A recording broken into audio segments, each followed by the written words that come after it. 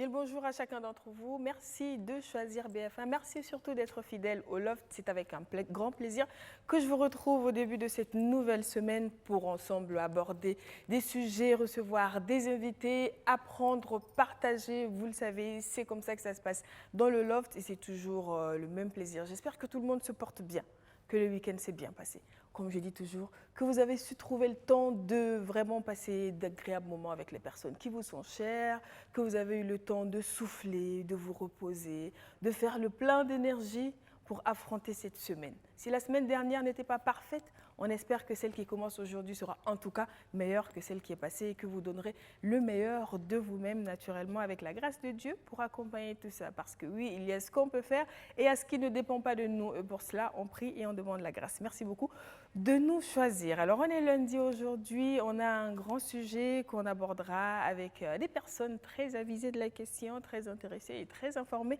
par le sujet. Aujourd'hui, nous sommes le 15 juin. Mais le 13 juin de chaque année, depuis 2015, c'est la journée mondiale de sensibilisation à l'albinisme. Donc on s'intéresse à cette question aujourd'hui. Et désormais au Burkina, il est difficile de parler d'albinisme sans parler de la fondation Slamazone avec Malika la Slameuse, qui en a fait son cheval de bataille, c'est-à-dire œuvrer pour l'intégration des personnes vivant avec l'albinisme et les aider au quotidien à faire face aux difficultés souvent ou aux handicaps qui sont les leurs dans leur vie de tous les jours. Malika est des nôtres aujourd'hui. Je lui souhaite la bienvenue. Comment tu vas? Je vais bien, Stéphanie. Bonjour, merci et merci à tous ceux qui nous suivent. Ça s'est bien passé le week-end? Oui, bien passé, oui, on va dire ça comme ça. En tout cas, j'ai vu une Malika un lundi matin, super joyeuse, boule d'énergie et tout ça. Alors qu'il y en a qui commencent difficilement le lundi en mode la semaine commence encore, c'est difficile, mais non. On commence toujours la semaine optimiste. Ah oui. Oui. Et c'est quoi, comment tu fais pour avoir cet optimisme-là en lundi matin? On va dire que je suis du genre à vraiment me fixer des objectifs chaque semaine. Et quand tu te lèves un lundi matin, tu regardes les objectifs ou tu regardes les objectifs de la semaine passée que tu as réussi à concrétiser, forcément, tu es contente. D'accord. Donc on se focalise sur ce qui est positif et on se donne de l'énergie pour réaliser encore plus. Merci beaucoup. Moi, en tout cas, je l'ai noté quelque part dans un coin de ma tête. J'espère que vous aussi, parce que commencer lundi matin vraiment avec de l'énergie comme ça, je pense que tout le monde a besoin de ça. C'est important. Parce que quand on se dit lundi matin, ah, encore un lundi, on risque de plomber la semaine. Le week-end est encore long. Et juste à côté de moi, nous avons une grande dame. C'est une présidente, la présidente de l'Association des femmes albinos du Burkina. Madame Démé, merci d'être avec nous aujourd'hui. Comment vous allez? Oui, je vais bien, Stéphanie. Alors moi, j'ai envie de vous poser une question. Oui. Vous qui côtoyez Malika, quand elle n'est pas devant les caméras, ni sur scène et tout ça, elle est comment? Vraiment, elle n'est pas un peu agaçante sur les bords? Tu n'es pas là, je ne te vois pas. Non, pas du tout. Malika, pour nous, aujourd'hui, les personnes albinos, c'est une de notre famille. Alors, c'est une sœur à nous. Et encore, dire qu'il y a des sœurs, peut-être qui ne nous acceptent pas, comme Malika nous a acceptés. Mais souvent, on n'a pas besoin de la frapper parce qu'elle est trop en train de... Non, pas du tout. Ça se passe bien. C'est sûr. Non, c'est sûr. Il faut nous dire, comme ça, si on peut, on va vous aider à la redresser un peu, comme c'est votre sœur là. Il n'y a même pas de souci. Ça va bien. Jusqu'à présent, ça va. Tout va bien. D'accord. Eh bien, vous êtes la présidente de l'Association des femmes albinos. Alors, si vous devez présenter cette association pour quelqu'un qui entend parler de vous pour la première fois, comment vous allez vous présenter? Alors, je dirais que je m'appelle Déné Maïmouna, la présidente de l'Association des femmes albinos, et que cette association a été créée le 13 août 2008 avec l'objectif d'œuvrer pour le bien-être des personnes albinos en général et plus particulièrement la femme. D'accord. On va dire vous encore les femmes. Nous encore. La place, on ne la réclame pas, on l'arrache. Et oui, les femmes sont en train de s'imposer, c'est important. Et c'est quoi l'histoire d'amour de Malika? C'est le coup de foudre. Oui, parce que je sais qu'il y a une grande histoire d'amour, mais d'où ça vient tout ça? Alors, on va dire que l'histoire d'amour a commencé l'année passée, c'est ça? J'étais allée pour un concert au Mali. Et là-bas, vous le savez, j'ai eu la chance, en tout cas, de m'asseoir à côté d'une albinos. Qui un peu m'a dit, ah, tu t'es assise à côté de moi, c'est bien. Et je lui dis, pourquoi? Elle me dit, mais tu sais que les gens n'aiment pas trop s'asseoir avec nous parce qu'on est discriminé. Je dis, ah bon? Elle me dit, donc tu ne sais pas qu'on est discriminé? Et je me suis rendu compte qu'en fait, je ne me suis jamais vraiment posé la question. Elle m'a un peu fait ressortir les conditions assez difficiles que les albinos vivaient en général. Et de là-bas, j'ai voulu voir si au Burkina Faso, en tout cas, on avait également des albinos qui étaient en tout cas organisés sous forme d'association. Et c'est là que j'ai eu le numéro de Madame Démé. Et lorsque je suis rentrée au Burkina, en tout cas, nous avons pris contact, nous nous sommes rencontrés. Nous avons essayé de parler et de mettre quelque chose en tout cas sur la table pour voir comment on œuvre pour une inclusion sociale, comment on fait pour utiliser l'art au service du développement, comment on concilie en tout cas nos forces, ces deux associations-là, pour faire avancer la lutte pour les albinos. Oui. Parce que c'est vrai que si pour certains, c'est facile, enfin on ne va pas dire que la vie est facile, mais au-delà déjà de la difficulté normale de la vie, s'il faut en plus que tu demandes à ce qu'on t'accepte comme une personne, comme les autres, c'est encore plus difficile. C'est encore plus difficile. Et tu es resté en contact avec ta voisine de cœur ou pas?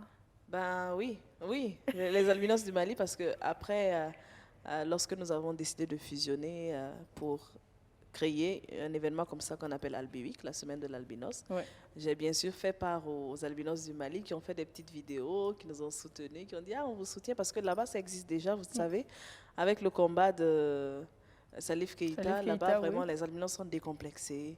Et pendant mon concert, au milieu de mon concert, ils ont fait un défilé de mode et c'était beau. Spécial albinos basin, imaginez les albinos en basin, le rouge à lèvres, c'était vraiment beau. Et donc, quand je suis arrivée, j'ai essayé de leur faire part de ce projet. Ils ont envoyé des petites vidéos pour dire on vous soutient, on est là, on est avec vous et tout. Si vous avez besoin de conseils, d'aide, nous sommes là. Et oui, on est resté en contact. Ah, c'est super. Franchement, c'est génial. Alors, pour votre association, pourquoi vous avez pensé que c'était nécessaire de créer une association? Alors, on a pensé qu'il était vraiment nécessaire de créer l'association parce que la plupart des personnes atteintes d'albinisme rencontraient des difficultés, mais chacun de son côté. Voilà, surtout les mamans d'enfants albinos, parce que tout commence par là. C'est ça. C'est quand la femme qui a peut-être déjà eu un enfant ou deux enfants noirs et un jour comme ça, elle part à la maternité et revient avec un enfant tout blanc. Bon, ça change tout. Dans certaines familles, elle est vraiment mal acceptée. Donc voilà les raisons qui nous ont amenés vraiment à mettre en place cette association dans le but vraiment de pouvoir unir nos forces pour informer, sensibiliser, voilà, et amener aussi les personnes atteintes d'albinisme qui ont un certain âge, voilà, de pouvoir aussi s'assumer et se prendre en charge. Donc, ce n'est pas que des femmes albinos, hein, c'est également les mères d'enfants albinos qui sont dans l'association, c'est bien cela? Également, il y a même des hommes, d'accord, il y a des enfants. En fait, c'est juste l'appellation femme. C'est juste l'appellation. Sinon, ça réunit. Et ça regroupe vraiment beaucoup d'albinos de tout genre. Et malheureusement, dans nos sociétés, quand même, albinisme rime souvent avec beaucoup de discrimination, comme tu l'as dit. Beaucoup de croyances aussi, beaucoup de préjugés. Exactement. Et c'est pas facile au quotidien. C'est pas facile. Je pense qu'elle est bien placée pour répondre à ça, mais vraiment, on ne se pose pas vraiment la question parce que vous le savez, c'est difficile même de voir un albinos en circulation. C'est ça. Et lorsqu'on ne les voit pas, on ne se demande pas vraiment ce qu'ils vivent. On ne se rend même pas compte qu'on fait une certaine discrimination parce que... Mais c'est vrai que parmi les enfants, par exemple, quand un albinos, les autres vont peut-être le virer ou bien à l'école, ils vont dire « Mouera, mouera ». C'est ça, c'est ça. Mais pour nous, on ne mesure peut-être pas les conséquences de nos actes. Mais pour la personne albinos, c'est vraiment une violence psychologique depuis l'enfance que la personne traîne. Et aujourd'hui, vous verrez qu'on définit peut-être la plupart des albinos comme des personnes renfermées et plutôt agressives. Alors que tout ça, ça s'explique avec tout le contexte. Si tu as tout le temps été agressé, c'est normal que tu apprennes à te défendre. Voilà. À un moment donné. C'était quoi le plus difficile chez vous? En fait, pour ajouter un peu à ce que Malika vient de dire, donc tous ces injures, ces moqueries qui accompagnent l'enfant albinos jusqu'à un certain âge, fait que la personne albinos devient soit carrément renfermée, il préfère s'isoler, se rester dans son coin, ou la personne est agressive. Voilà, donc c'est les deux situations. Voilà, donc ce qui est vraiment difficile chez nous, les personnes atteintes d'albinisme, c'est vraiment les mauvais regards. les mauvais regards, les moqueries, les injures, parce qu'on peut dire que dans certains lieux, alors il peut arriver que là où, si je prends l'exemple à l'école primaire comme ça, là où l'enfant albinos est assis, personne ne veut s'asseoir là-bas. Donc souvent, il n'a pas de voisin en classe. Ah oui. Et aujourd'hui, en tant que femme dans la société, on a des sœurs aujourd'hui, par exemple, quand il y a des cérémonies et que les femmes se retrouvent, souvent on a l'habitude de manger ensemble. Et là où la personne albinos est assise, personne ne veut s'asseoir avec elle pour manger.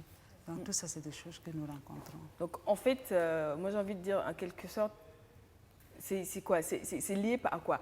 La peur de l'inconnu? Non, moi je pense de la différence? Je sais pas. C'est quoi? Je sais que quand j'ai commencé à travailler avec eux, j'ai eu beaucoup de critiques au départ parce qu'on a posté une première photo où les gens viennent dans mon inbox et me demandent mais comment tu fais pour t'arrêter à côté d'eux? Comment tu fais pour les toucher? Comment tu fais pour... Je sais pas. Ils ont une certaine appréhension depuis le bas âge. Hein. Je sais pas. Il y a tellement de préjugés autour d'eux. Absolument. Et il y a des gens que j'en vois, même qui sont proches de moi, quand ils voient une personne albinos, ils se mettent à fuir. Ah non, non, moi j'ai peur de... J'ai peur de, c'est vrai. Enfin, je sais pas. Donc il y a vraiment c'est vrai que ça, j'ai déjà entendu aussi. J'ai peur des personnes albinos. Parce que je sais pas, c'est... Je sais pas. Alors que les personnes n'ont pas choisi de naître comme ça. Mais justement, on a posé la question à quelques-uns de nos téléspectateurs, à savoir est-ce qu'ils ont eu affaire à côtoyer des personnes albinos dans leur vie, dans leur scolarité. Élément de réponse et on revient juste après. J'ai eu à fréquenter avec une albinos. On n'avait pas peur d'elle puisqu'on la voyait comme nous. Seulement, c'est la différence de peau. Mais bon, nous, on la trouvait blanche parce que elle avait la peau claire et nous étions, bon, disons, noirs. Dans ma famille, nous sommes deux. J'ai une autre petite sœur albinos. Elle, par exemple, quand elle sort dans les quartiers, elle n'est pas acceptée en tant que telle. Elle est toujours enfermée à la maison, elle ne sort pas. Récemment, dans le mois d'avril, on m'a demandé de faire un travail à une certaine heure donnée. L'heure n'était pas du tout ça, mais bon. J'ai essayé de faire comprendre à mes supérieurs. Il dit, comme il y a trop de soleil, est-ce qu'on ne peut pas laisser à une heure pour plus, 14h, 15h, pour que je puisse finir le travail. Et directement, mon responsable me fait savoir que bon, que dedans, grâce à Dieu, malgré ma personne, mon handicap, elle m'a accepté dans son entreprise. Donc, si je ne vais pas vaquer à mes occupations, bon, elle est désolée. Hein. On demande à tous ceux qui peuvent nous aider afin que les gens tournent un peu le regard vers nous, essayer de comprendre que nous sommes des humains comme eux aussi. Vraiment, ça va beaucoup nous aider. Je n'ai pas de rapport avec les albinos parce que dans mon quartier même, bon, je n'en connais pas. Et même au service, non. C'est tout à fait ouvert. Parce que ce sont des gens comme nous, c'est des gens normaux. Les discriminations sont de plusieurs natures. Ceux dont j'ai été victime, dont je vais peut-être relater de façon précise, surtout en milieu, je dirais, professionnel, c'est quand on était à l'école de santé. Je n'arrivais pas à voir au tableau. Alors que, comme j'ai coutume, je dois occuper forcément la première place. Et il y avait une fille et un garçon qui étaient assis là-bas. Et il a fallu que je négocie maintenant pour pouvoir avoir cette place. Effectivement, le garçon a compris, voilà, et il m'a cédé la place. Mais la fille a catégoriquement refusé que je sois son voisin. Donc c'est pour dire que les gens, en fait, par ignorance, d'une manière ou d'une autre, méprisent, stigmatisent, même dans d'autres pays, persécutent, voilà, les personnes vivant avec atteinte d'albinisme. C'est quelque chose que nous vivons au quotidien, que ce soit à l'enfance, en milieu scolaire, universitaire ou même dans le milieu professionnel. Je voudrais d'abord m'adresser aux personnes albinos. La préoccupation, c'est d'abord eux. C'est à eux de s'assumer eux-mêmes, voilà, de sortir vraiment de leur coquille pour pouvoir exposer leurs problèmes au monde et aussi envisager des solutions pour demander maintenant la compassion ou l'indulgence de la population. Et aussi lancer un appel à l'endroit de toute la population pour dire que les personnes albinos sont peut-être spécifiques à travers leur peau. Il faut alors les protéger, il faut les prendre comme des frères, des sœurs, parce qu'ils ont besoin de l'amour de tout le monde. La stigmatisation est un frein vraiment à leur épanouissement socio-économique, sanitaire, culturel, etc., etc. Plusieurs personnes albinos décèdent par an au Burkina suite au cancer. Et pour le moment, il n'y a rien qui est prévu par les autorités pour pouvoir accompagner ces gens-là et réduire ce taux de mortalité. Je pense que c'est un cri de cœur aussi, voilà, pour nous, voilà, de voir les autorités associer vraiment leurs forces associer les décisions judiciaires à notre cause.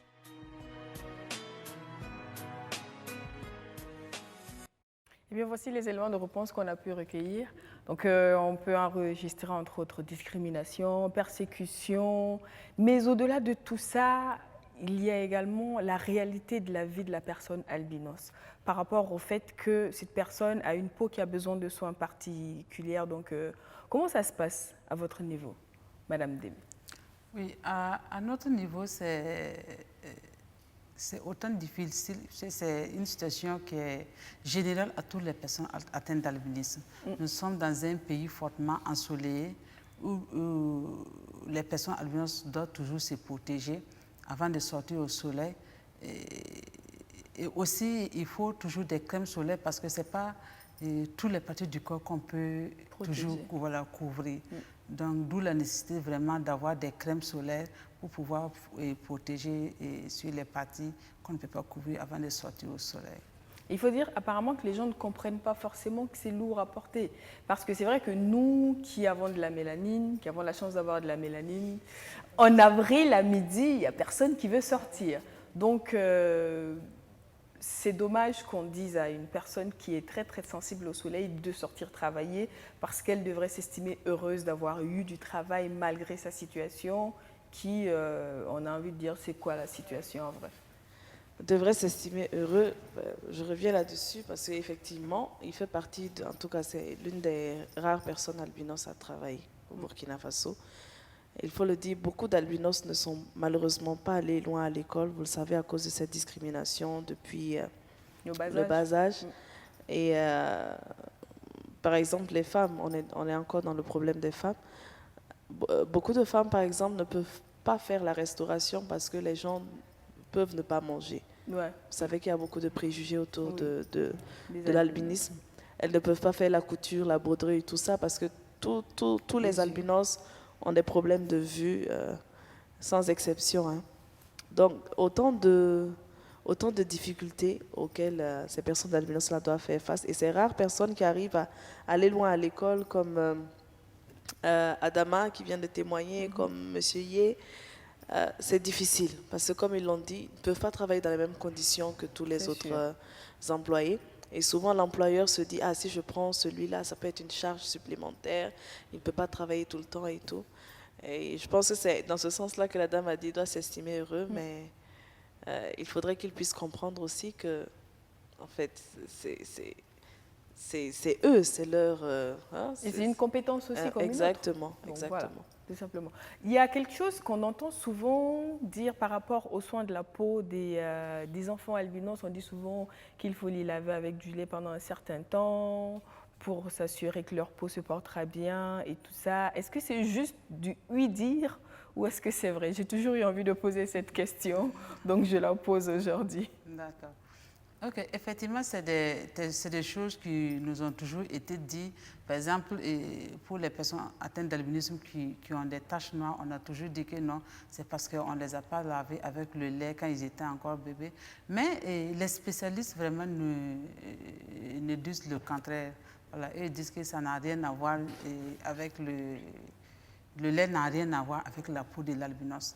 Voilà, ce qui est important pour les albinos, c'est surtout de ne pas s'exposer au soleil, de toujours se protéger, sinon que le lait avec l'albinos, ou bien on choisit certains aliments pour dire que les personnes d'albinos ou les mamans des bébés albinos ne doivent pas manger ceci, ne doivent pas manger cela. Non, les spécialistes nous disent que ça n'a rien à voir avec l'alimentation. D'accord. Au moins, voici ce qui est dit et c'est bon à savoir. Oui. Et vous verrez qu'il y a peut-être plusieurs types d'albinos. Il y a des albinos qui n'ont pas du tout de taches, peau bien lisse. Il y a d'autres qui ont beaucoup de plaies. Il y a d'autres qui ont des taches noires, un peu comme Madame Deme. Donc, c'est pour dire qu'il y a plusieurs types d'albinisme. Et le cas des taches noires, comme elle l'a dit, ce n'est pas le lait, c'est juste le corps qui essaie de produire de la mélanine. Oui. Voilà, donc c'est caractérisé par les taches noires. Et puis, on a le problème aussi de la crème. En fait, je voulais venir à ça, ça doit quand même revenir, ça doit être un coût de devoir avoir de la crème solaire pour se protéger, sinon être caché tout le temps, c'est... Oui, c'est C'est pas une vie, j'ai C'est envie pas- de oui. dire. Et même la crème solaire, c'est bien. C'est vrai que malgré la crème solaire, il faudra quand même Se couvrir. se couvrir. Mais vraiment, il faut dire qu'au Burkina Faso, on a vraiment ce gros problème-là de crème Oui. solaire, qui est un manque ici dans les pharmacies, qui est surtout sur commande et cher.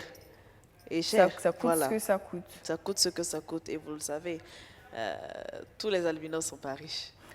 Bah, si en plus, ils n'ont pas forcément la chance d'être acceptés dans un univers professionnel. Parce que Exactement. là où il y a un qui dit oui, on lui a dit qu'il devrait s'estimer heureux d'avoir du boulot, il y a un autre qui dit non, je n'en connais pas ni dans mon environnement professionnel, ni. Ça veut dire effectivement que pour atteindre un certain niveau, ça ne doit pas être donné au Burkina. Exactement. Donc, Et le cas spécifique des femmes, il y a peut-être beaucoup plus de femmes qui se retrouvent après deux enfants qui se retrouvent seules. Parce que elles ont eu deux enfants albinos. je parle sur la surveillance de Madame Démé parce que le monsieur, par exemple, il se marie à elle parce que peut-être que son Walkman lui a dit que dans 1-2 ans, tes affaires vont prendre. Après le premier enfant ou après 2-3 ans, les affaires ne prennent pas. Bon, il abandonne la femme avec ses enfants. Voilà, C'est ça. donc c'est vraiment compliqué. Ouais, j'imagine quand même. Hein. Tu voulais ajouter quelque chose à ça? Oui, oui. Voilà.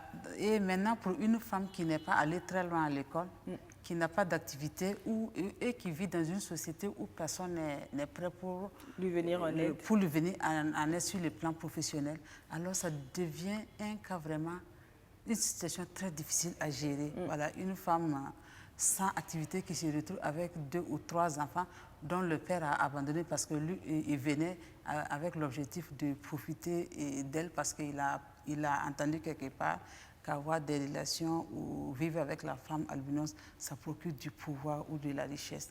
Voilà, donc c'est vraiment la difficulté majeure aussi que les femmes rencontrent. C'est vrai qu'il y a beaucoup de croyances autour de Il y a l'albinisme. tellement de croyances Oui. autour. Donc, vous voyez d'où la nécessité d'avoir créé la FAB. Absolument. L'association Parce que pour les femmes, c'est sensibiliser. beaucoup plus...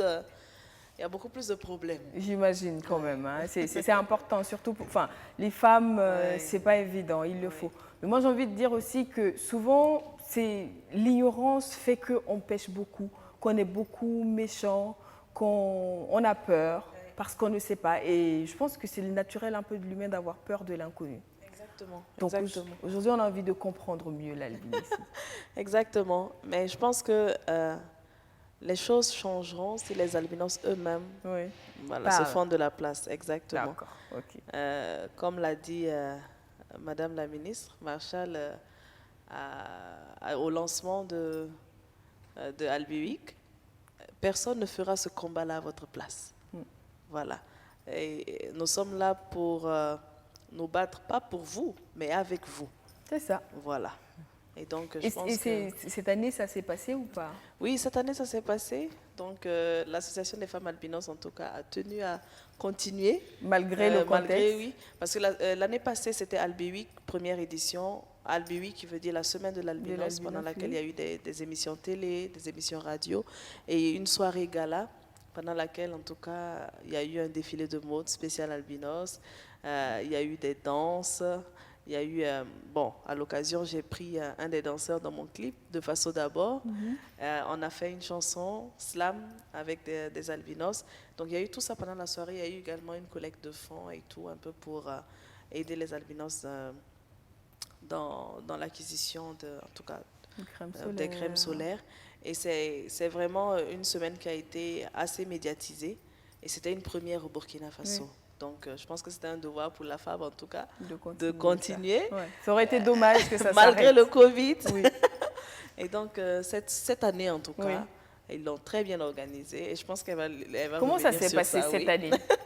Oui, cette année, dans une situation de Covid-19, on ne pouvait pas vraiment faire les mêmes activités comme l'an passé, malgré qu'en tout cas on projetait de faire mieux que l'an passé. Mais cette année, pour des raisons de Covid, on est resté dans la communication. Voilà, durant la semaine de l'Albi Week, on a pu faire des communications dans les médias, question d'informer et sensibiliser la population burkinabé sur la situation des albinos et aussi sur le cancer des peaux qui est notre thème essentiel cette année. D'accord. Voilà. Aussi, on a formé aussi les personnes atteintes d'albinisme sur le développement personnel, voilà, sur le leadership, parce que c'est comme on l'a dit, une chose vraiment est de demander l'intégration ou l'implication, mais il faut aussi travailler à cela. Et la plupart des personnes albinos ayant vécu le rejet par rapport à leur enfance fait que beaucoup sont restés dans leur réserve, donc d'où la nécessité de travailler sur l'estime de soi, exactement, sur le développement personnel et tout ça. Voilà. Donc, et on a fait ces formations. Alors le jour J, maintenant, on a fait 2 communications, c'est-à-dire une communication sur les droits des personnes albinos et une autre communication avec les médecins dermatologues là, pour sensibiliser sur la question du cancer de la peau. D'accord. Ok. En tout cas, c'est sûr que le dermatologue revient beaucoup dans vos activités parce que oui, une peau sensible, sujette souvent au cancer, très sensible au soleil, aux rayons ultraviolets et tout ça. Donc oui, forcément, un des spécialistes avec lesquels vous composez beaucoup, c'est le dermatologue. Également l'ophtalmologue, si je ne m'abuse, parce qu'il y a également bien souvent des problèmes de vue qui sont accompagnés. Mais aujourd'hui, nous, on a choisi d'inviter un autre spécialiste. Parce que l'albinisme est lié aux gènes. Donc, on a envie de comprendre comment ça se passe qu'un enfant vienne au monde au milieu d'une fratrie noire, en étant blanc, alors que ses parents sont noirs. Qu'est-ce qui se passe dans son corps? Comment ça se passe? Comment ça se fait qu'une mère albinos ait des enfants noirs? Comment ça se fait que certains naissent albinos et d'autres non? Est-ce qu'il y a plusieurs catégories? Est-ce qu'il y a de la différence? Est-ce qu'on peut prévenir? Est-ce qu'on peut en sortir? Autant de questions que l'on va poser à notre spécialiste qui est généticien, qui nous rejoint juste après la pause pub.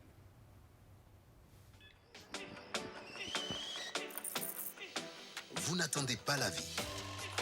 Vous allez à la rencontre de la vie.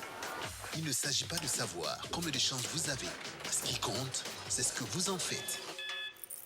Tasse après tasse. Matinée après matinée. Commencez en force. Finissez en force. Tout commence avec un Nescafé.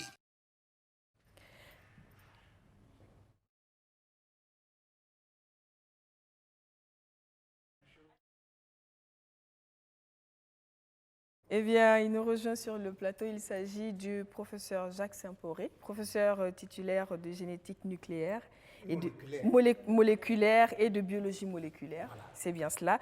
Vous êtes le président de la Société africaine de génétique, SAGE, section Burkina, depuis 2019. Oui. Également membre de l'Académie pontificale pour la vie, membre de l'Académie africaine des sciences. Membre de l'Académie nationale des sciences, des arts, des lettres du Burkina. C'est un petit résumé, ça, parce que j'ai vu le CV, il est long comme un bras. Et ça, c'est un résumé en plus. Et on a vraiment le plaisir de vous accueillir sur notre plateau aujourd'hui. Bienvenue. Merci beaucoup. Merci. Quand j'ai dit que je recevais un généticien, il y en a qui m'ont demandé, c'est quoi un généticien? Donc, je vous laisse répondre à cette question d'abord, avant qu'on entre dans le vif du sujet. Merci beaucoup. Et la génétique s'occupe des éléments du corps qu'on appelle gènes. D'accord. Ces gènes-là, c'est eux qui spécifient ce que nous sommes. Okay. Ça peut être comme une hérédité. Par exemple, quand le père meurt, il laisse la richesse, il transmet. Oui. Mais aussi le père ou la maman peut transmettre aussi des maladies. Oui. C'est l'hérédité. Donc, ces petits gènes-là qui sont là, les éléments qui caractérisent le caractère qu'on voit, physique, phénotypique, qu'on voit, et aussi à l'intérieur, tout ce qui existe comme vivant, les plantes, les animaux, les micro-organismes, et même tous les virus, tout, même Covid, disons SARS-CoV-2, qui donne la Covid-19 là, tous sont des éléments qui ressemblent ils ont des gènes. Ils ont des gènes, d'accord. Okay. Et c'est ces gènes-là qui donnent les cheveux noirs, blancs, gris, tout. Et leur mutation qui donne les maladies. Qu'est-ce qu'on appelle mutation en français facile pour ceux qui ne comprennent pas? Mutation, là, c'est le changement de la chaîne. Il y a un petit changement dans la séquence. Si vous voulez écrire, par exemple, 123, et vous écrivez 132, en renversant le 3 à la place du 2 et le 2 à la place de... Donc vous voyez que ça change tout. Oui. Donc, certaines maladies, il suffit d'un petit changement et ça, vraiment, ça change tout. Voilà. Si vous regardez même, par exemple, pour la peau, il y a un gradient. La peau s'adapte au milieu. Si vous partez en Europe du Nord, là, les Vikings, là, leur peau c'est blanc. Parce que ils n'ont pas besoin de protection, il y a peu de soleil. Donc, voilà. Au fur et à mesure que vous descendez vers la France, l'Europe méditerranéenne, là, ça devient un peu obscur, un peu bronzé. Vous passez en Afrique, les Berbères, c'est plus bronzé. Vous venez en Afrique, encore, jusqu'à un certain point où c'est noir. Parce que c'est en fonction de la radiation du soleil pour la protection du corps. D'accord. Voilà. Donc, il y a tout un gradient comme ça. OK. Donc, en fait, en un mot, c'est nos gènes qui disent qui nous sommes. Voilà. Et en même temps, parce que si, je ne sais pas si on va parler de bon Dieu, celui qui nous a créés ou pas, mais s'il n'avait pas mis un autre élément, il avait laissé seulement les gènes, nous, les généticiens, on allait créer les hommes. Mais il y a un élément qu'il a mis, ce qu'on appelle l'épigénétique. C'est comme un peintre qui a fait un tableau. Vous voyez que c'est beau, mais avant de finir, il fait cool. Il mélange tout et on ne sait même plus où il a commencé. Ah, donc c'est ce qu'il a fait. Donc c'est pour ça que l'homme ne peut pas. Oui, c'est parce qu'on peut comprendre, mais on ne peut pas créer. Voilà, à cause de l'épigénétique. Parce qu'il y a une interaction vraiment énorme que nous, on n'arrive pas à déchiffrer. Parce qu'il a fait tout. Ah bah, et sinon, on est bloqué dans ce sens-là. Si c'est à cause des séquences génétiques, on sait, on peut même, à partir de la protéine, reconduire aux gènes. D'accord. Et des gènes à la protéine, vice-versa. Dans les deux sens. Dans les deux sens. Mais à cause de l'épigénétique, on n'arrive pas à maîtriser le système. Jusqu'à présent. Jusqu'à présent. On ne sait pas si demain ils vont pouvoir. D'accord. En tout cas, maintenant, on est un peu plus situé sur la génétique. Moi, j'ai mieux compris. Je ne sais pas si... D'accord. Donc, aujourd'hui, on s'intéresse un peu à l'albinisme parce que le 13 juin, c'est la journée de sensibilisation à l'albinisme. Et souvent, on entend des gens dire l'albinisme, c'est une maladie. Il y en a qui disent c'est pas une maladie. Il y en a qui disent anomalie génétique. Il y en a qui disent non, il ne faut pas dire anomalie parce que c'est péjoratif. Finalement, qu'est-ce que c'est l'albinisme? L'albinisme, ça vient du mot alba, albus. Ça veut dire, c'est en latin, ça veut dire blanc. Donc, c'est une maladie génétique, héréditaire. OK. Parce que pas toutes les maladies génétiques sont héréditaires. Voilà. Mais ça, c'est héréditaire. D'accord. Et c'est commandé par plusieurs gènes. D'accord. Il y a les gènes, les éléments là, qui font, par exemple, la mélanine. D'accord, la couleur de la peau. Voilà. OK. Il y a aussi certains gènes qui produisent des éléments pour transporter la mélanine superficiellement. OK. Si la mélanine n'est pas bien produite, on a la maladie. Si les transporteurs ne font pas, on a la maladie. Si les récepteurs qui doivent recevoir la mélanine ne sont pas bien, s'ils sont mutés aussi, ça ne se fixe pas. D'accord. Donc, ça fait qu'il y a plusieurs types. Il y a toute une variété. On pense qu'il y a plus de 19 gènes chez l'humain. Qui sont impliqués. Oui, impliqués. Et chez les animaux, même, ça va jusqu'à 60. Et ce qu'on connaît maintenant, c'est 19. D'accord, OK. Ça peut encore grandir. Donc chez l'homme, peut-être qu'on va aller au-delà de 19. Voilà, parce qu'on sait qu'il y a plus de 6000 types de maladies génétiques. D'accord. Plus de 6000 types. De maladies génétiques. Voilà. D'accord. Plus de 6000 qu'on connaît. Qu'on connaît, c'est vrai, jusqu'à présent, actuellement, à l'état actuel des connaissances. On sait jamais. On espère que ça va s'arrêter. On espère, parce que si on découvre, c'est soit on ne savait pas, soit ça vient d'apparaître et ça fait peur. Il y a plusieurs types d'albinisme ou pas? Voilà, plusieurs types. Et ce type-là, ça dépend en fonction, si c'est par exemple la production de la mélanine qui est déficiente, il y a un déficit de production, ou alors le transport, ou alors le récepteur. En fonction de...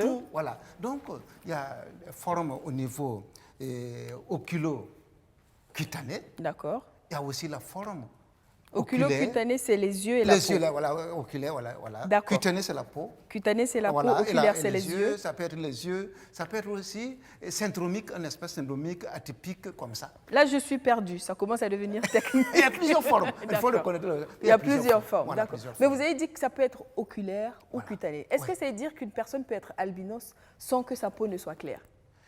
Et ça peut avoir d'autres teintures. D'accord. Voilà, jaune, un peu rougeâtre. Ok. Voilà, ça dépend de plusieurs facteurs. Ok. Ah ouais, plusieurs facteurs. Vous avez dit que c'est héréditaire. Oui. Donc, ça veut dire que normalement, une femme albinos ou un homme albinos aura des enfants albinos. Et ce n'est pas forcément. Ah. Mais ça peut. D'accord. Donc, si on veut dire, comme on parle de gènes, c'est eux qui spécifient. D'accord. Parce que si on prend les grands blocs là, et ce qui produit la mélanine là, ça se trouve dans le chromosome X. D'accord. C'est le chromosome X et normalement, le garçon a un seul chromosome X. C'est ça. Et la femme en a 2. Oui. Or, si la femme, c'est la femme qui donne le X à l'homme. Oui. L'homme donne le Y. Pour que ça devienne un garçon. Voilà. Okay. Donc, si la femme, il a un chromosome X qui est malade, oui. et un X qui n'est pas malade, donc il n'est pas malade.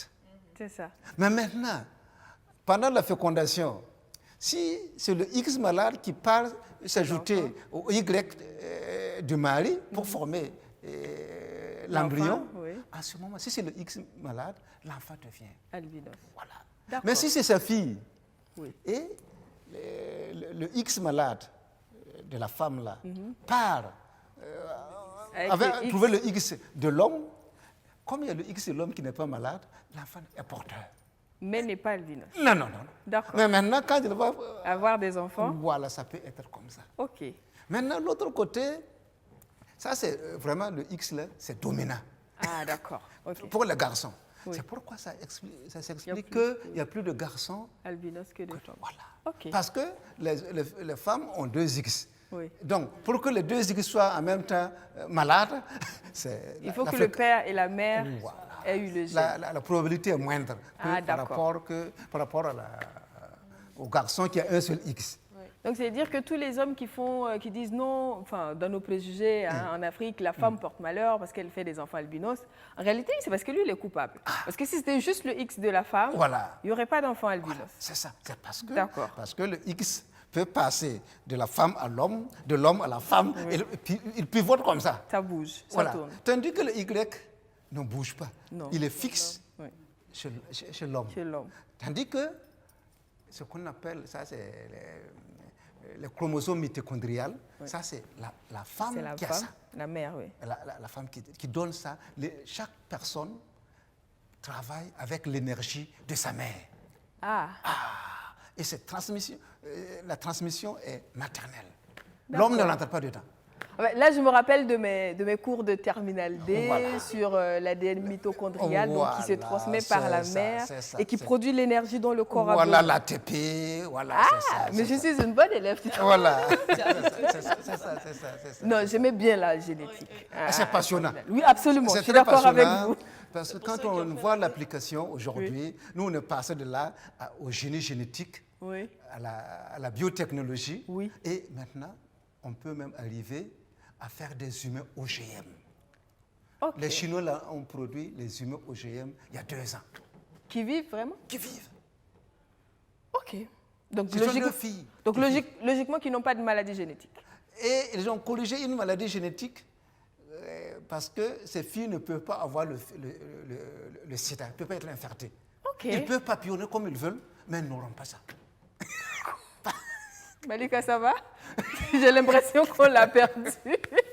Parce que la clé que le virus du sida utilise pour rentrer là, ils ont fermé ça. Ils ont fermé ça. Donc, pas de porte, personne n'entre. Voilà, donc ils peuvent papillonner comme ils veulent. On commence à avoir des humains OGM, c'est chaud. Ah, ouais. Nous, ici, vous voyez, non. Nous, on lutte, on est vraiment fougueux contre les moustiques OGM, contre le coton OGM. De l'autre côté, ils ont des humains OGM. Ils ont dépassé notre... Voilà, c'est ça. Donc, donc ça veut dire... Et la preuve palpable, c'est que ses enfants sont noirs. Oui. Voilà, c'est ça. Vous pouvez poser les questions. Voilà, merci beaucoup, professeur.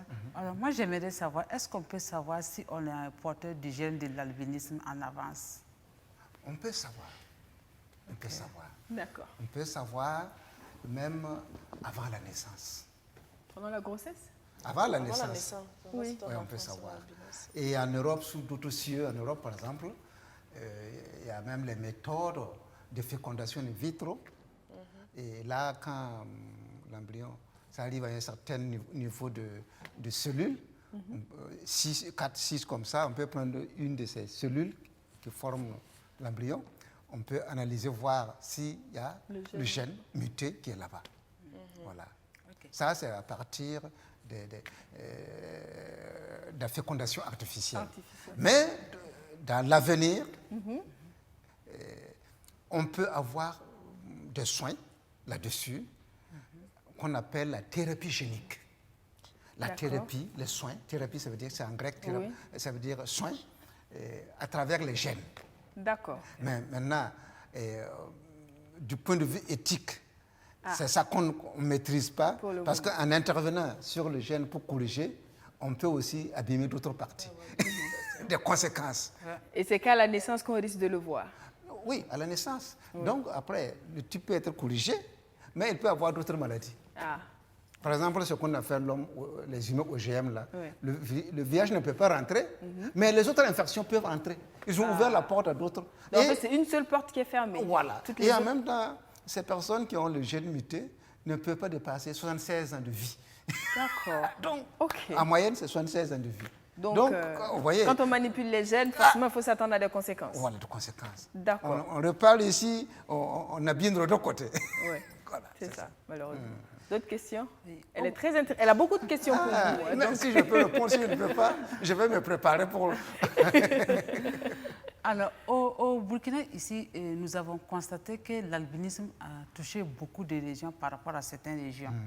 C'est-à-dire la région du centre-est, la région des Hauts-Bassins, la région des Cascades, le centre, la Boukou du Mouhoun, le sud-ouest. En fait, c'est des régions où on trouve beaucoup plus d'albinos que d'autres. Alors, l'information qu'on avait, c'est que dans ces régions, c'est à cause du mariage consanguin.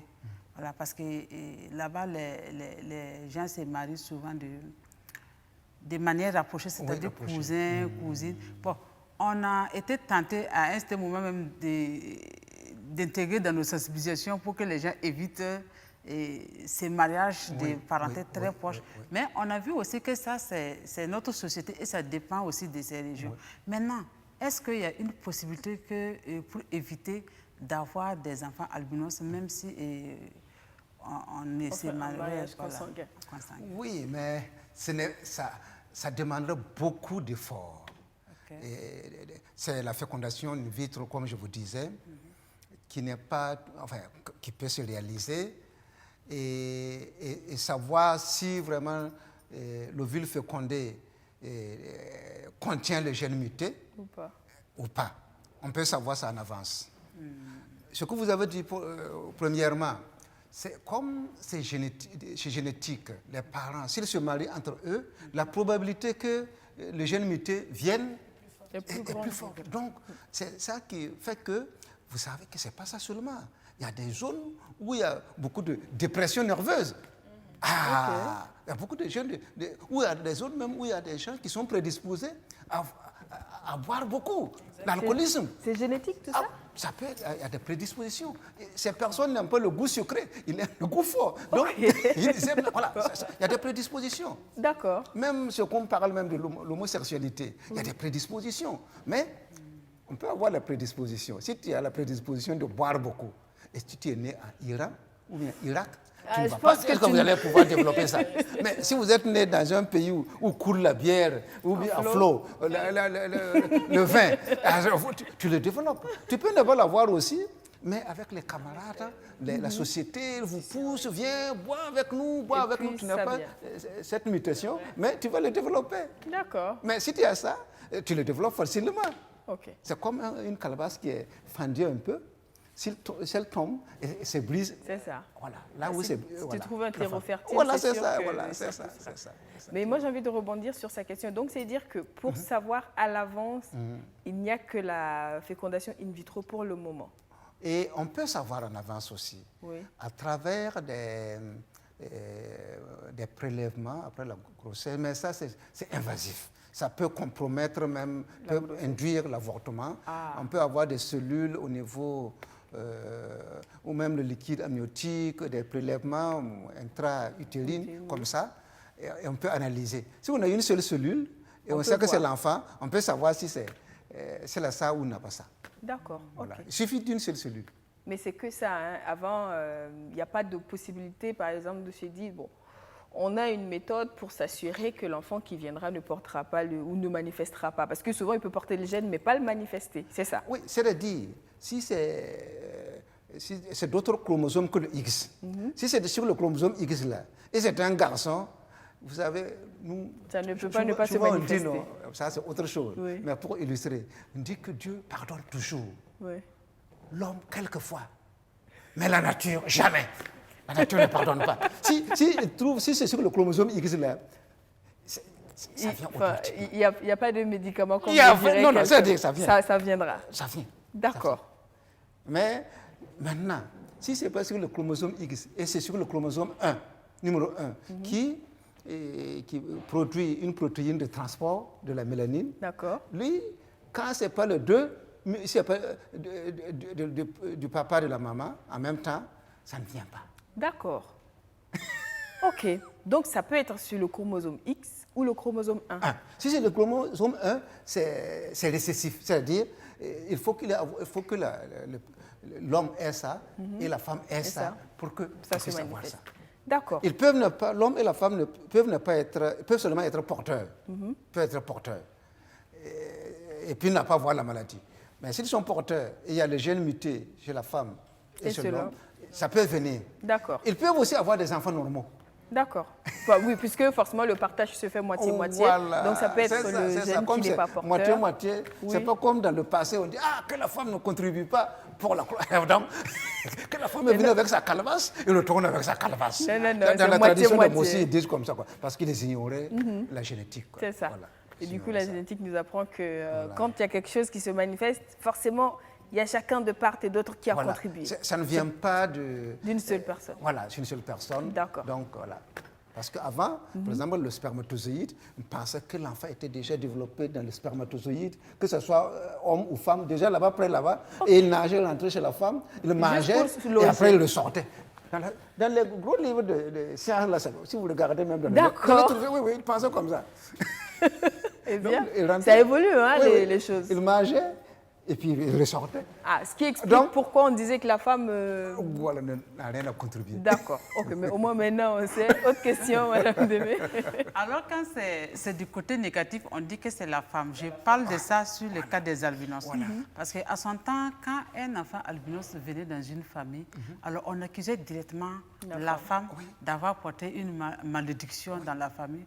Ou même d'avoir trompé son mari pour amener un enfant dans la famille.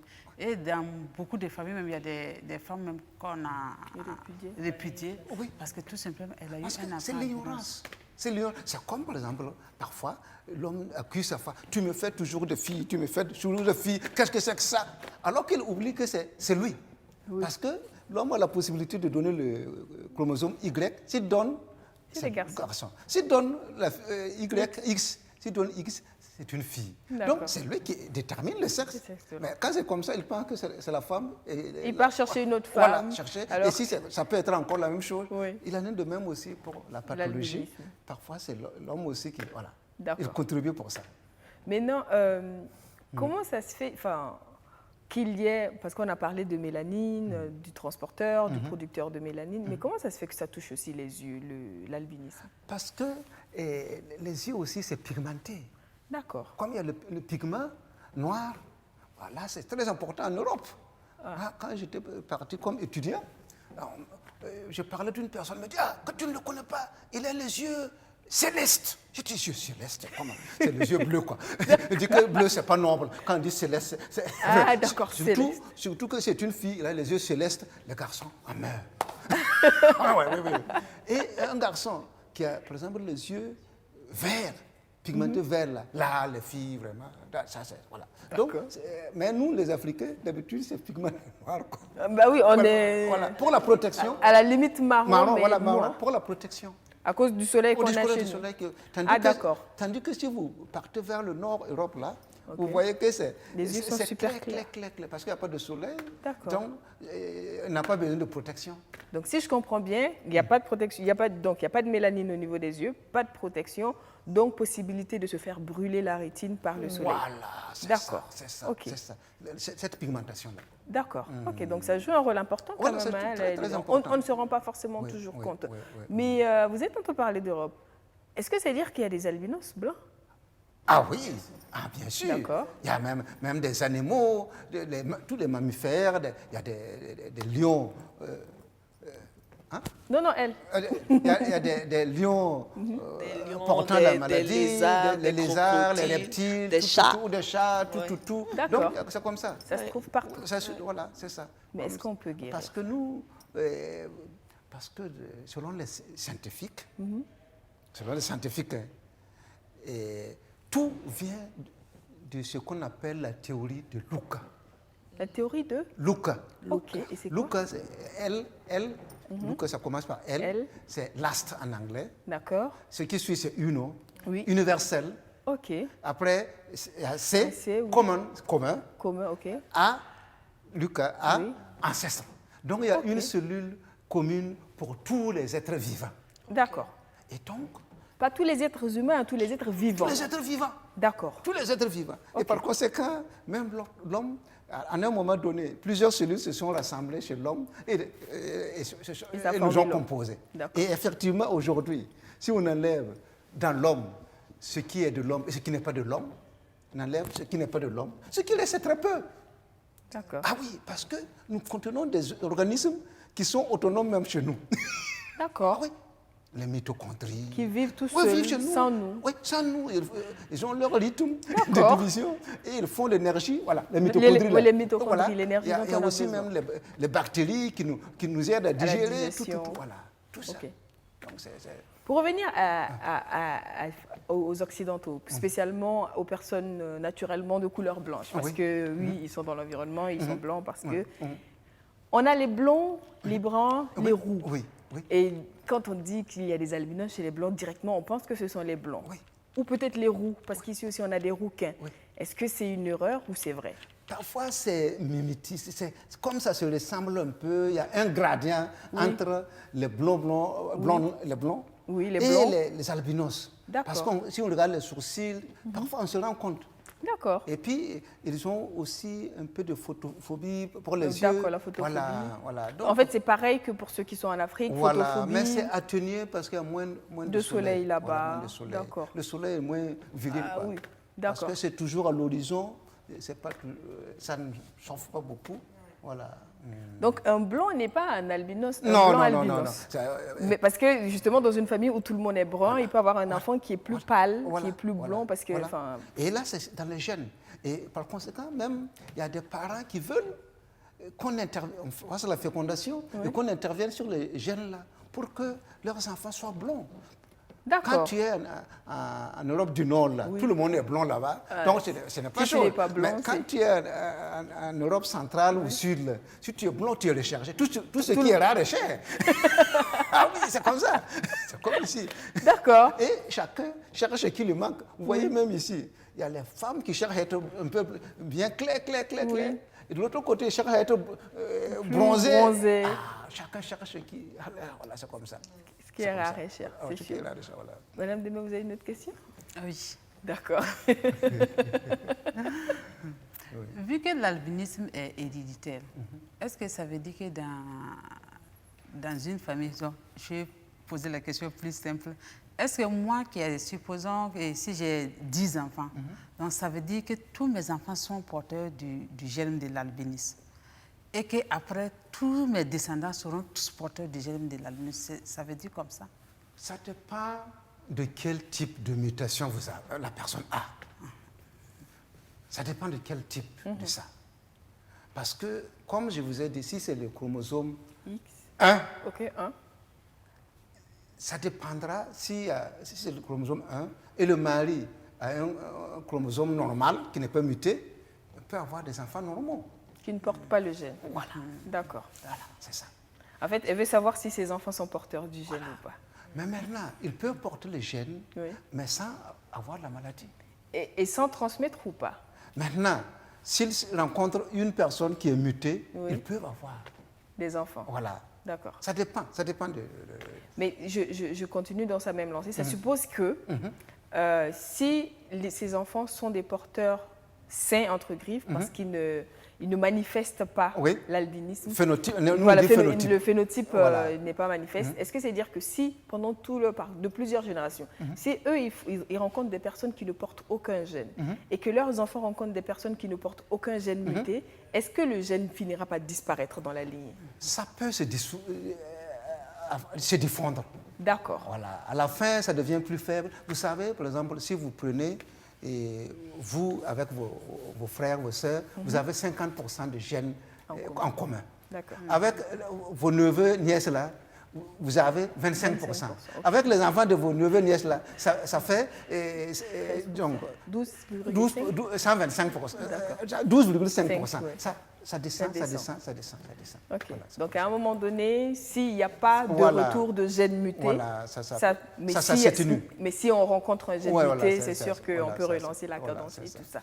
Une autre question qui vient souvent, c'est est-ce qu'on guérit de l'albinisme? C'est ce que je vous disais, c'est dans le futur. Peut-être. Avec la thérapie génique. D'accord. Qu'on pourrait peut-être voir, par exemple, actuellement la drépanocytose. Et actuellement, il y a des essais cliniques. On peut prendre, par exemple, l'enfant qui est né, on prend la moelle osseuse, on peut avoir la moelle osseuse de son frère, de sa sœur, on peut faire ça. Ou alors, on peut prendre la moelle osseuse, au niveau de la moelle osseuse de l'enfant malade, on sort les cellules, on les modifie et on les fait rentrer. Et là maintenant, ces cellules qui vont être modifiées vont produire l'hémoglobine normale. D'accord. Donc, il y aura compensation entre l'hémoglobine normale et anormale, ce qui fait que la maladie va s'atténuer, ça va être comme un AS. D'accord. Et c'est pour que dans le futur, on puisse faire dans le sens comme ça. D'accord. Donc, c'est-à-dire que pour agir sur le gène de l'albinisme, ça se fait forcément en amont. Parce qu'une fois que l'enfant est au monde, il faut composer avec. Parce qu'il n'y a pas de retour en arrière possible. Il se pourrait qu'on arrive à activer le gène déficient dans plusieurs endroits qui puissent produire ou transporter la mélanine. OK. Ça, c'est vraiment parce que la biotechnologie est en train d'avancer à pas de géant. Donc, il se pourrait que dans un futur non lointain, on puisse arriver à ça. Madame Deme. Professeur, je vais m'excuser pour toutes ces questions parce que... Non, nous sommes là pour ça. Si je peux répondre, je réponds. Je ne sais pas que je connais tout. Mais... Parce que nous, à notre niveau, c'est vrai dire, on a toujours entendu que le phénomène de l'albinisme, c'est un gène, mais bon, on n'avait jamais eu l'occasion vraiment d'échanger avec un généticien. Alors, au Burkina, ici, les personnes atteintes d'albinisme rencontrent beaucoup de difficultés, surtout sur le plan sanitaire. C'est avec un pays fortement ensoleillé, les personnes albinos ont beaucoup de fois des rougeurs qui évoluent vers des plaies et des cancers de peau même où, en tout cas, par an, souvent, il y a des gens qui meurent. Malheureusement, cette année, on en a perdu 3 à peu près. Alors, vous, en tant que généticien, quel conseil vous pouvez nous donner sur ça? Moi, je vous ai écouté avant de rentrer et j'ai vu que vous avez apporté des solutions. C'est sûr qu'il faut éviter le grand soleil. Parce que la radiation du soleil, là, ça, comme la peau n'est pas protégée, ça peut jouer sur la peau et induire la cancérogénèse, disons le développement même des cellules cancéreuses. Donc il faut éviter ça. Il faut aussi éviter, dans les forces de choses, si on doit sortir, faire des courses, il faut, comme vous avez dit, il y a les crèmes, je vous ai écouté, là c'est vrai. Et en même temps aussi, protéger les yeux parce que comme ce n'est pas bien, la mélanine n'est pas bien tapissée de protection, il faut porter des lunettes noires. Ah là, il le faut, obligatoirement. En Europe, comme je vous ai dit, on parlait tantôt, il y a moins de soleil. Voilà. Donc, il faut des protections. Voilà. Parce que la radiation du soleil, l'UV, ça joue beaucoup. Et vous voyez même en Europe, les femmes qui cherchent à s'éclaircir, non, à bronzer plutôt, à bronzer, rencontrent des difficultés. Voilà. Parce qu'ils excitent la peau. Ils s'exposent au soleil et voilà. Après, ça peut avoir des conséquences. Ou des conséquences, voilà. D'accord. Ce que je peux... c'est déjà ça. Ça voilà. J'ai envie de savoir, j'ai vu quelque part qu'il y a des couleurs de vêtements que les personnes albinos devraient éviter quand ils sortent à la lumière du soleil. C'est quoi ces couleurs-là? C'est-à-dire, normalement, si je raisonne bien, vous savez que quand vous portez l'habit noir, le noir absorbe la radiation. Ça devient chaud. Et quand vous portez ce qui est blanc, le blanc renvoie reflète. D'accord, ok. Et c'est moins chaud. Oui. Mais maintenant, il faut voir. Je ne sais pas si c'est dû à ça. Donc, ça peut être lié à ça. C'est sûr que si on doit éviter les radiations, il ne faut pas porter du noir qui en absorbe. Il faut plutôt porter du blanc qui en rejette. En tout cas, les blancs rejettent. D'accord, ok. En tout cas, ça peut être bien, même si on n'est pas sûr, ça peut être plus prudent de porter des couleurs qui rejettent que les couleurs qui absorbent. Si bien que si vous regardez, c'est vrai qu'ici en Afrique, comme c'est question de commodité, quand c'est noir, ça se salit moins. Et donc, on met les teintures, tout, parce que le blanc, ça se salit vite. Mais c'est l'idéal, le blanc. Mais avec la poussière, tout, c'est ça le problème. Sinon, ça a vite fait de devenir rouge. Tandis qu'en Europe, si vous regardez, ils aiment le noir. Oui. Parce que... Il y a pas moins de soleil. Comme ils ont besoin de soleil, de chaleur, ils aiment bien porter le noir. Je ne sais pas si je me suis trompée, mais j'ai entendu quelque part que pour les enfants qui naissent avec le gène de l'albinisme, ça serait bien de déjà commencer à protéger leurs yeux avant l'âge de 6 ans. Oui, il faut les protéger. Parce que, vous savez, ce sont des organes. S'ils sont atteints, ça peut jouer même pour la vie, même durant l'âge adulte. Donc, il faut tout de suite protéger, sortir avec les lunettes, tout, pour éviter qu'il y ait des blessures, disons, que le soleil vraiment ne tape dur et qu'il ne fasse... vous savez que les radiations, sans la protection, ça peut jouer beaucoup sur la santé oculaire, au niveau de l'œil, c'est ça. C'est-à-dire que logiquement, un bébé albinos doit porter des lunettes de protection solaire. Il faut éviter le bébé, quand même, c'est pas facile, mais l'enfant quand même qui marche. S'il doit sortir, il faut vraiment prendre les précautions. D'accord, pour le protéger impérativement. Autre question? Nous entendons souvent dire aussi que les personnes atteintes d'albinisme n'ont pas une longue expérience de vie. L'espérance de vie. Oui. Je ne sais pas quelle explication on peut donner à ça. Oui, c'est-à-dire que ça dépend. Ça dépend aussi. Parce qu'il y a des gens qui naissent et meurent. Il y a des embryons il y a des avortements. Il y a des gens qui meurent avant 5 ans. Donc maintenant, ça dépend de qui, quel microbe on a rencontré. Ça dépend de... Vous savez, il y a beaucoup de maladies. Et puis même chez nous, dans les pays musulmans, que tu dépasses le malade de santé, mais tu ne le dépasses pas d'espérance de vie. C'est ça, en médecine. Donc, je pense comme les gens qui ont eu le cancer, vivent plus, il y a des accidentés, des gens qui meurent avec Ebola avant eux. Ah oui. Donc, ça n'a rien à voir avec Je pense que c'est vraiment par rapport au cancer. Ça, c'est surtout, peut-être, il faut protéger les organes, disons, les yeux, la peau, pour éviter le cancer, tout. Ok. Voilà. D'accord. Voilà. Et puis même le fait vous savez, quand il y a la stigmatisation, le type même, le recroquevillé, ça fait mal. Tu peux avoir même... tout ça. Voilà, et à la fin même, la personne, vous savez, quand on est content, on agit, et, vous savez, joyeux, ça prolonge la vie. Mais quand on est triste, vous savez que normalement, quand on mange, que le cycle gastrique se produit pour broyer la nourriture. Oui. C'est quand on mange qu'il y a ça. Mais quand quelqu'un est triste, le recroquevillé comme ça sur lui-même, sans la nourriture même, ça se produit. Et ça sointe. Et là, on a les gastrites, les ulcères. Est-ce que vous voyez? En fait, c'est de l'acide qui est censé attaquer quelque chose, mais comme il n'y a rien, ça attaque l'organisme. Voilà, c'est ça. Parce que quand tu es mécontent, tu es triste, l'organisme, le ventre même produit ça, quoi. D'accord. Et ça se détruit, autodestruction pratiquement, quoi. D'accord. Mais quand tu es joyeux, tout positif, tu es positif dans la vie, voilà, ça prolonge. Okay. Ah oui. D'accord. Ouais, on comprend maintenant pourquoi Malika est très heureuse le lundi matin. Ah oui, il faut être positif dans la vie. Absolument, c'est important. Il faut être positif. Moi,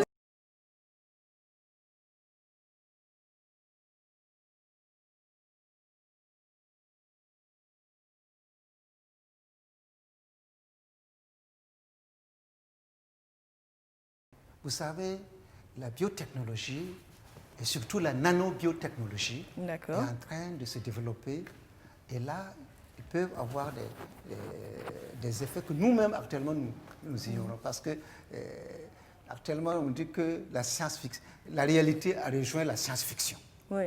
Parce que surtout avec l'IA, l'intelligence artificielle qui s'est accouplée à la nanobiotechnologie, vous savez qu'il y a des micro-robots qu'on met dans l'organisme. J'en ai entendu parler. Et qui partent dans l'organisme, et s'ils rencontrent une cellule cancéreuse, la tuent.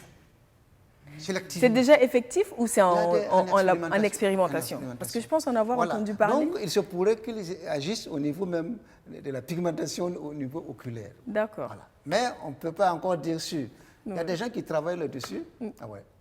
Justement, parlant de production, de la pigmentation et autres, en fait, j'ai envie de faire un parallèle avec le diabète. Peut-être que je fais le parallèle à tort, mais les patients atteints de diabète souvent ont des injections d'insuline parce que peut-être le corps ne produit plus de l'insuline suffisamment. Pourquoi il n'y a pas d'injection de mélanine? Je ne sais pas, pour ceux qui n'en produisent pas. Oui, c'est-à-dire il faut, comme c'est beaucoup de cellules, voilà. Mais on ne sait jamais. Hein. Moi, dans le domaine de la science, de la génétique, il ne faut jamais dire jamais. Ça évolue chaque jour. À l'heure actuelle, on ne le fait pas comme ça. Mais il se pourrait que dans le futur, on puisse... Enfin, mais ça a beaucoup de mécanismes derrière. D'accord. C'est des mécanismes moléculaires là qu'il faut voir. D'accord, ok. Madame Demey? Mais on peut susciter des cellules à produire la mélanine. Ah. Là oui. Mais où elle est transportée. Ça, c'est déjà possible? Non, là... Ou c'est en expérimentation?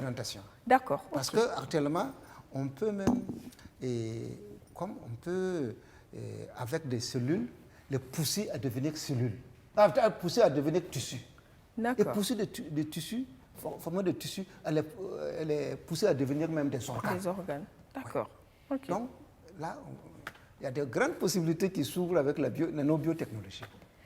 Les scientifiques, hein, franchement, ça avance. Quand on n'est pas dans l'univers, on ne se rend pas forcément compte. Par exemple, si on laisse 4-5 mois sans lire, on est dépassé. Il faut toujours lire et travailler, voilà, c'est ça. Je pense que voilà une expertise qu'il va falloir intégrer dans vos programmes pour l'année prochaine. Ben oui, je pense que ça sera fait, oui. Oui, allez-y. Alors, on avait l'habitude vraiment de collaborer avec vos collègues, les dermatologues, avec qui nous travaillons beaucoup, et c'est eux qui nous donnaient assez d'informations vraiment sur l'albinisme. Mais on aurait appris que par rapport aux taches noires, où les dermatologues nous ont expliqué que c'est, comme l'a dit Malika, le corps s'efforce de produire la mélanine. Mais on a appris qu'il y a des appareils aujourd'hui qui peuvent enlever ces taches noires de la peau. Je ne sais pas si vous avez des informations là-dessus. Personnellement, Ça, ce sont les dermatologues qui connaissent ça. Qui maîtrisent ça. Voilà, il ne faut pas avoir honte de connaître ses limites. Oui. Parce que moi, j'ai génétique. La génétique, voilà, les génétique, gènes, vraiment. Nous, si tu marches sur le terrain de l'autre, tu marches sur les œufs. Il ne faut pas dire des sottises aussi. C'est vrai, donc, absolument. Là, je pense qu'il devrait y avoir. Mais je ne suis pas vraiment très avancé plus que vous-même. D'accord. J'ai envie de m'adresser au pédagogue que vous êtes. Comment on explique à un enfant atteint d'albinisme pourquoi il est différent de ses frères et sœurs et de ses camarades, en termes faciles pour qu'ils comprennent et pourquoi pas pour qu'ils puissent l'expliquer aux autres? Oui. Ça, c'est... moi, je pense qu'il faudra le faire. Oui. Parce que sinon, il peut, avec le choc des échanges avec ses copains, il peut les enfants sont souvent d'une méchanceté psychologique. Oui. Donc, moi, je pense qu'il faudra lui expliquer que sa peau aussi, c'est une autre forme de peau et qu'il ne faut pas voir les autres. Dieu lui a créé, créé les êtres, lui aussi il est comme ça, et que sa peau a des faiblesses qu'il faut éviter, et par exemple le rayonnement, pour se protéger les yeux, tout, mettre des crèmes, donc, mais sans lui dire que c'est une maladie grave. D'accord. Ah oui, parce que sinon... C'est pas le moment de le paniquer. Non, petit à petit. Mais il faut lui dire que c'est une peau, c'est comme les autres. Et que s'il se protège, il n'y a pas quelque chose que les autres peuvent faire que lui ne peut pas faire. D'accord. Ce n'est pas dit qu'il est moins bête, il peut même être surdoué. Voilà. Donc, à lui maintenant de travailler et de dépasser les autres. D'accord. Effectivement, on voit qu'il y a certains qui excellent dans plusieurs domaines. Exactement. Ah oui. D'accord. Voilà, donc c'est ça.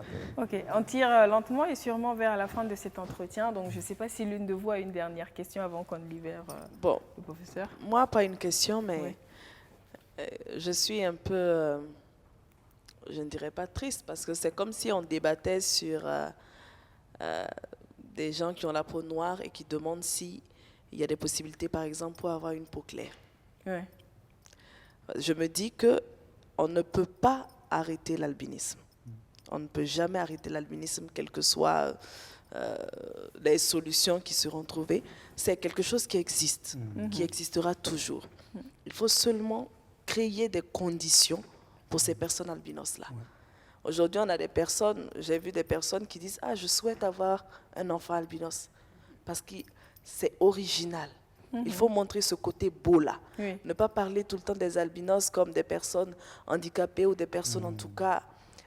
Je n'aime pas voir cet aspect-là. J'ai envie qu'on dise, c'est un albinos, c'est une personne originale. Voilà, il est né comme ça, comme une personne noire ou une personne claire. C'est créer des conditions pour que ces personnes-là soient bien dans la société. Absolument. Voilà.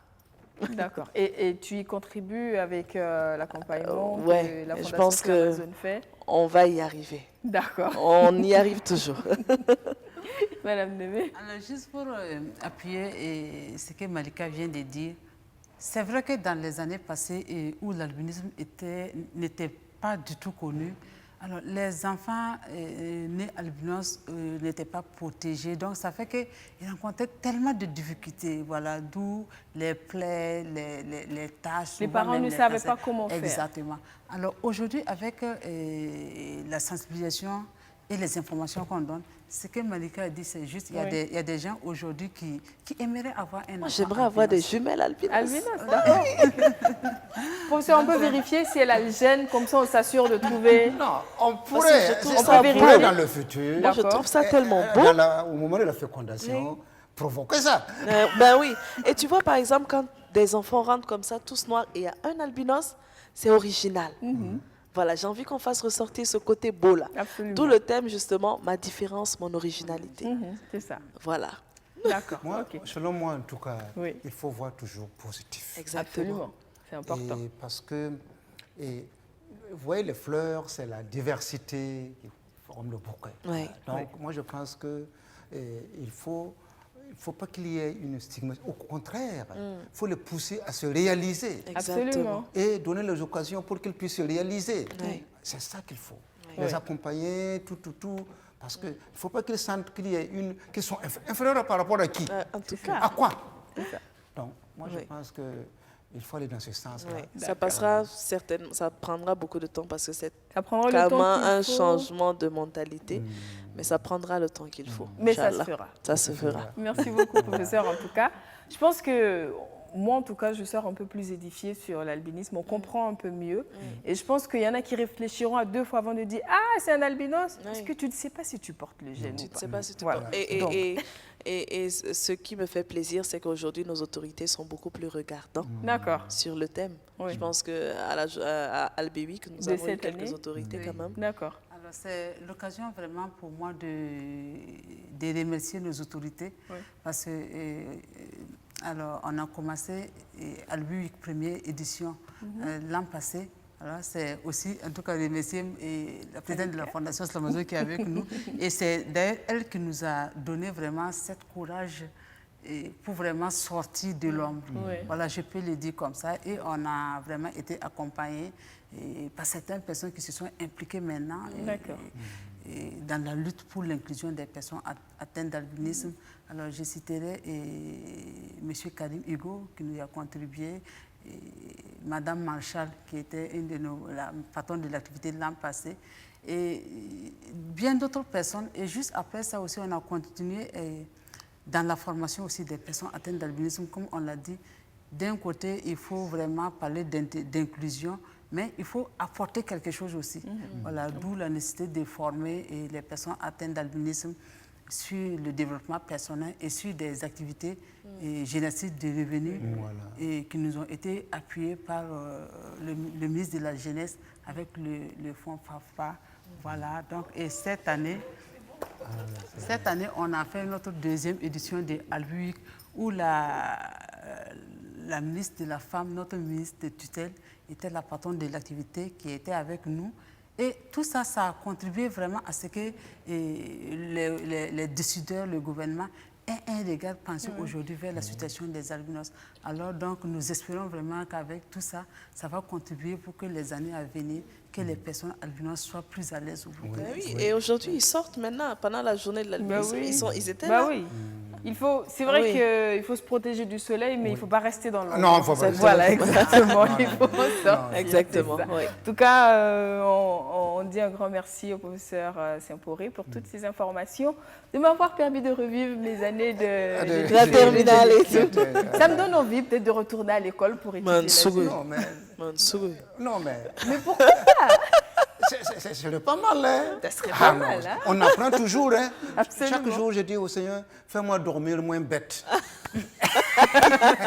En tout cas, ce soir, je pense qu'on va dormir moins bête. Oui, et nous aussi, on a beaucoup appris du professeur.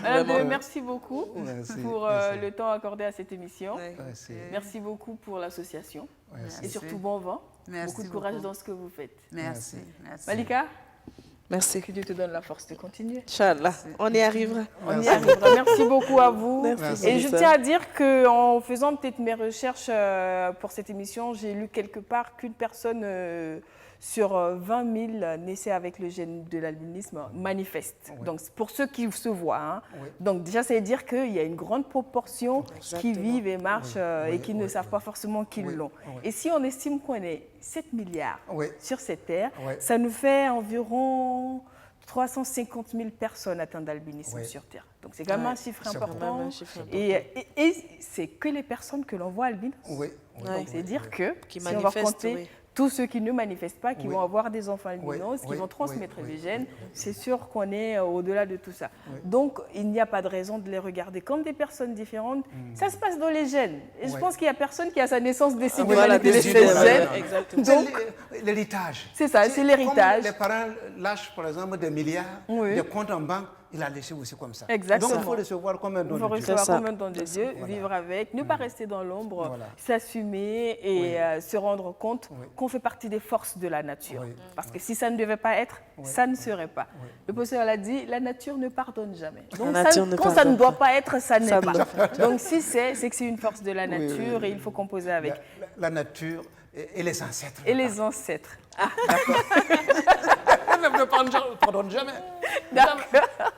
Et on va terminer avec un joli clip qui nous vient du Bénin et justement qui chante la magnificence de la couleur de la peau albinos. Et on se dit un grand au revoir avec ça. Et moi, je vous donne rendez-vous demain avec un autre sujet, pas mal de choses à apprendre encore. Portez-vous bien et n'oubliez pas, peut-être que vous êtes porteur du gène. Gardez ça en tête. Bonne journée. Le battement de ton pouls. Et comme tu en as dans ta poitrine, j'ai aussi un rythme qui danse dans la mienne. Et comme tu en gardes sur tes lèvres, je sais aussi porter un sourire. Je suis donc comme toi, une part à part entière du monde. J'ai peut-être une peau de soleil, mais je reste quand même un humain qui se nourrit d'espoir.